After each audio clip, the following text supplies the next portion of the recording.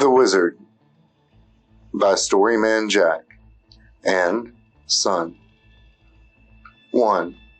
The price of power is responsibility, but let us not forget the pain, however, the loss, the sorrow, and the sacrifice. Those little ancillary costs we must also pay, and, unfortunately, those around us must pay. In case you may not have read the fine print. The Wizard Merlin. It started on my birthday. My brand new notebook computer, well, all I can say is it popped, puffed out smoke, and died. I had gotten it for myself as an early present when I started my first year of university, something an orphan readily got to do. The replacement, Best Buy had given me, did something similar, but involved flames. On the third trip to the big box store was when I saw the man for the first time. He was strange looking, an older gentleman who wore a dark colored suit with an awful purplish overcoat made of some unusual material, and it had seen better days. It wasn't just from disarray, but apparently long-term use. His wild white hair seemed to just barely tame itself, white, thin, and wispy. His beard looked as if it were more of a small white dog clinging to his face than an actual beard, style though it was. Kind of reminded me of a platinum bleached terrier. The man never said a word, just stared at me, as if his round eyeglasses were microscopes and I was some sort of virus. A service representative at the desk called my name, taking my perception away from the man. When I looked back, he was gone. There was something about him, though. I felt some sort of connection, and I'd put him out of my mind. The very next day, I'd been forced to wait on an escalation team to determine what was happening with my computer, and the electricity in my dorm stopped.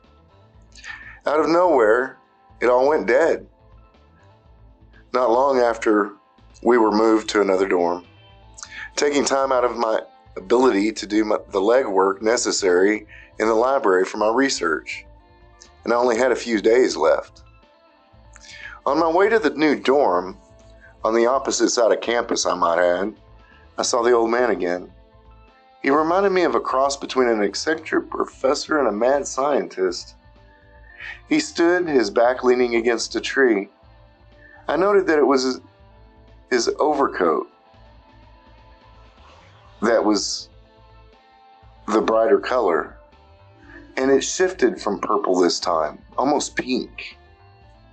But his suit was the same charcoal double-breasted job, much like some of the British professors wore.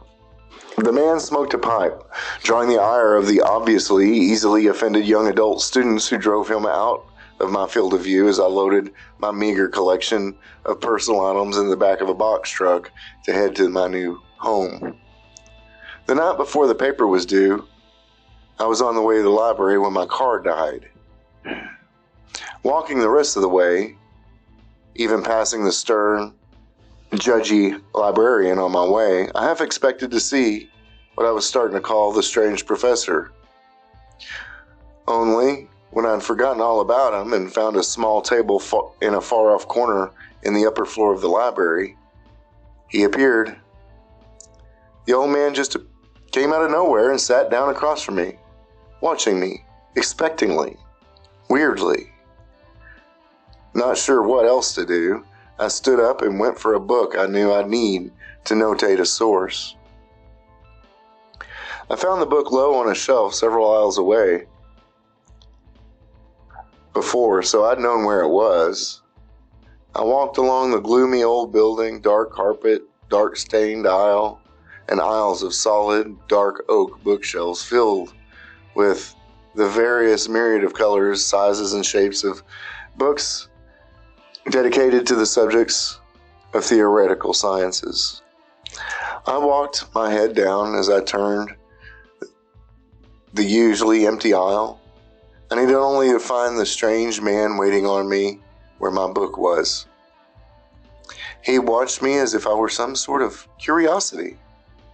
Finally, I said, "Yes?" I was unsure, though. The guy looked like an eccentric professor, and there were more than a few of the older ones on campus. It was like they had a license to be just this side of mad. "Ah," the man said, visibly relaxing. "Do you know how difficult it is to navigate this place?" He waved his scrawny arms about himself. Confused, I asked, "The library?" I looked around at the dark woods and vaulted ceilings and the low light, kind of understanding his point. "No, this bloody continent." He seemed to, for the first time, look around and leaned on a stick I'd not seen before. "I'm confused," I told him earnestly. "Are you not a professor?" The old man snorted as he continued inspecting his surroundings. "You could call me a teacher, but no, not a professor." He looked around as if seeing where he was for the first time. "Not in such a mundane library. Half of this information is wrong, and the other half only scratches the surface of common misunderstandings, misconceptions, and oversimplifications." Then he snorted again in derision, whipped out his pipe from under his overcoat, and lit the thing so quickly I never even saw the match. "I don't think you're supposed to do that in here," I pointed out lamely. He stood confused, puffing away at his tobacco, at least I hoped it was tobacco, for a few moments before he waved my concern away. "I'd do this world some good, making these supposed scholars start over. Perhaps it would force them to get a few things correct." His eyes bore into mine like he was trying to find something he knew had to be there but couldn't quite see. I didn't understand the point of noting that even if he did burn the place down, they had the internet. They wouldn't have to start over. But I left it alone. This man seemed to be none too stable. "Who are you then?" I asked this guy. Crazy guy. He did look more like a mad scientist, in fact, than an eccentric professor. Quite a bit more. "Ah," the older man came back from whatever daydream he had been lost in, so focused on me he was. "My name is Archibald Balk." He tipped his head graciously as if some royal court somewhere, though I could have sworn he barely moved. "And," I was careful, "Mr. Bach, what would you like to ask me? Do you want something from me?" "You are Harley Peters, no doubt, yes?" His attention drifted again, just as I was about to question him. But his face turned sour for a moment. "Technological items have begun to fail around you, yes?"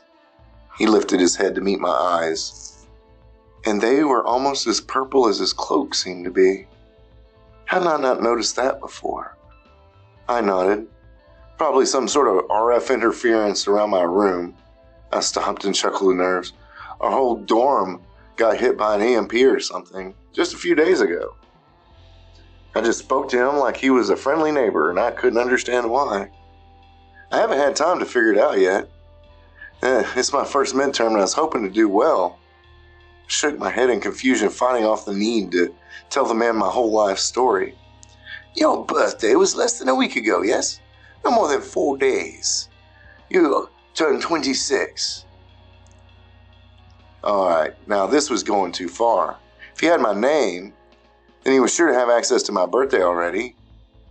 This made me speak a little more willingly on my own, just to see what he knew, and just what his con might be. "Yeah, a few days back. In fact, 4. I sighed and closed the book I must have randomly pulled and opened without knowing it. "Are you going to tell me what this is about? How do you know me?" He nodded, as if he were deciding something. "You were orphaned, correct?" He asked if it couldn't possibly be a complicated subject. "Yeah, my parents are dead. In an accident." "Heh," the man Bach snorted. "Not bloody likely." I startled. I grew instantly and irrationally angry. How dare this man be so dismissive? Harley. He winced at my name. What is your middle name? He asked, changing the subject. Leon, I admitted. I let him, for if no other reason than to let myself cool off. Anger came to me far too quickly lately, and far too frequently. Instant and white hot. Bach eyed me then. Well, he shook his head as if disgusted. You, he held up a finger as if counting. 1. Recently crossed your 26th year, and, he held up another finger, electronics and other technologies are starting to fail around you. He stopped and held up another finger. 3. You are the only child of Marcus and Diana Black, who had a great deal of enemies. The orphanage didn't have any information on my parents. In fact, I was named for St. Peter. All they had was my first and middle name. Harley Leon. It was tucked on a note just outside the lawyer's office. At one time, I thought that the lawyer had been connected to my real parents, one of his clients maybe, but he was a corporate tax attorney who was little more than a bookkeeper for a bunch of small organizations who outsource such work rather than pay a full-time salary for someone to do that job. Even with his derision of my parents, those items he had listed had almost nothing to do with the others. Are you telling me there's some sort of correlation? My birthday, who my parents are, the electronics and electricity being stupid lately? I asked him, trying to work my way through whatever connection it might have been. Not at all, child. You see, the wizard's potential powers awaken once the physical brain finishes its development. This is usually at the beginning of the 27th year, though there are little understanding of why it varies, most likely due to the differences between the adaptation of individual genetic characteristics over time, depending upon the subject. Now, that we don't have that many to study after all, since you're just the 8th who's been woken since the Great Cataclysm. Magic and technology cannot coexist, you see. The interactions, the theoretical physics involved you're not ready for just yet. Needless to say that until you can control one sufficiently, you cannot use the other. It's almost as if the creator set it up that way. You see? He leaned back again and waited. I suspected the crazy bastard had to breathe. He'd gotten through all that out in one go. I thought you said your name was Bach, I asked, sneering every word. Once again, he stared at me in the eyes as if he were looking for something. It is Bach. It was his turn for confusion. Did you not just call me so a moment ago, in fact? Yeah, but then you opened your mouth and it sounded more like you were Hagrid and my name was suddenly going to be Harry. This guy had to be a loon of some sort, perhaps a cult leader, maybe even thought came to me, a goddamn Greek house master, here to tell me my application was approved and haze me. It was all my sensible, logical brain could come up with, after all. I mean, I was aiming to be a physicist. This diatribe confused the older man, who fiddled with his watch and waited. You really don't expect me to believe all this, do you? I felt something that couldn't possibly be fear creeping into my voice. I do not. Bach stood and waved a hand at me, and as he did so, the darkness washed over my sight, and I felt myself falling. I heard the old man muse as I did so. I had hoped, however, that you could guide us back to a sensible place with sensible humans before this became necessary. And I thought I'd heard the screeching voice of the older librarian, yelling something about smoke and fire and cancer. But then the darkness was complete, and I was gone. When I woke, it was in another place, but hell, I'd half expected to be. But there was nothing to tell that there was any Greeks involved in this at all. Oh, good. The The strange old man's voice was soothing, if yet still somewhat distracted. Where am I? Another part of the library? Here, drink this, he said, thrusting a teacup into my hand. It will help. Help what? I demanded, eyeing the cup, sitting up to find myself on a table. What did you do to me? I merely put you to sleep, he said. Nothing more. Then he waited as if he expected me to have questions, which was the first sensible behavior that the man displayed so far. Where am I? I asked, a bit calmer. I felt a kind of slow pressure start to come over me, and then my head was pounding, and I squinted my eyes up at the old man. He nodded and motioned for me to drink the tea. Our home, he murmured, and waved about dismissively. I looked around again and noted all the books. You live in the library? I asked, wondering if this was part of the hazing. It was strange they weren't doing it in their own basement out in the house. The sigh this time was loud and contemptuous. My study. This place is inside a complex set up inside a pocket dimension, one created for the wizard to work and live in and his apprentice. He shook his head and nodded. And you don't expect me, and I do not expect you to believe me in the least. He paused for a moment as if he were purposely building suspense. I felt exactly the same way. He winked knowingly. Right now, what you believe is your rational mind telling you that I'm pulling a prank, or at best a con at worst. He shook his head sadly. You will see, you will see. Nice try, buddy.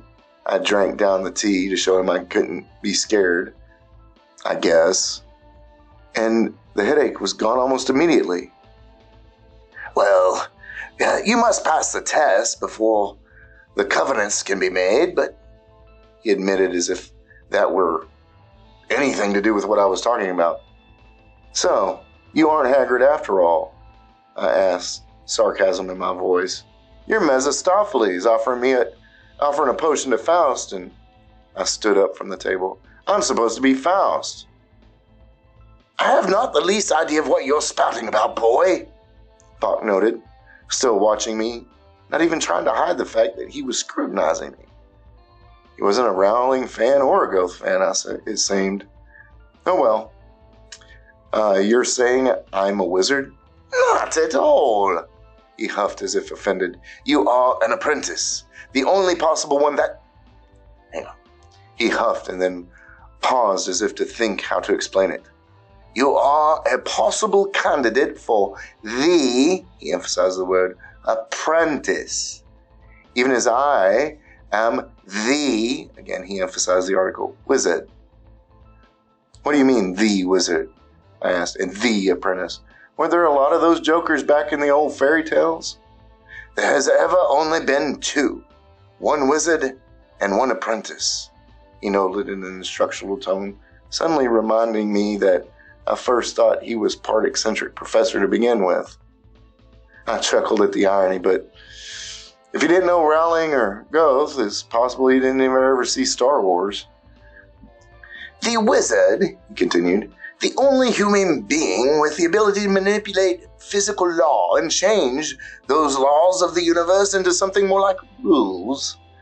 He paused as if having an affinity, and rules can be broken and bent. Laws cannot. The ability to thwart normal rules when necessary to guide humanity, and you will be trained to replace me when I go. You're dying? I asked, almost believing the crazy guy at this point. He turned us in surprise and began to laugh. Child, we are all dying. For you to take my place, you must take my power, young Harley Leon Black. The name sounded strange to me. That will take a very long time for you to even understand enough to contemplate the deed or control your own manifesting power. He shook his head. Yet, it will be inevitable nonetheless. Remember, when that time comes, the power you will hold. His eyes misted. It is not a gift, a burden. A terrible responsibility, given by a power greater than any other, for a purpose. He stepped back and toward a door. Once I looked around again, I found I was standing in a large library, but one that might have been depicted in some stuffy official's house or rich guy's home. Why? I asked. The man stopped in the doorway. Grease in the gears, my boy. We are the grease in the gears. We ought to keep the world from cracking apart, humanity from destroying itself. I snorted. Have you seen this place lately? You do have a point, he nodded. But first, training. And left an air of expectation in his wake. I had no choice but to follow. We hope, that you've enjoyed this story. I certainly enjoyed it. Like I said, I give credit to my son because a lot of the funnier bits of this, he actually came up with. The fact that the wizard would be eccentric and such. So, I really appreciate you listening. If you've not yet subscribed, I hope today that I've earned your subscription. And please like this video. If you found something interesting or you have a comment to make, if you have a criticism, please, I can't get better unless you tell me what I've done wrong. So leave a comment below. And if you would, please share this out so that others can enjoy my work. And I do appreciate it. As always, I'd just like to say, your life is your story. Make it a great one. Good night.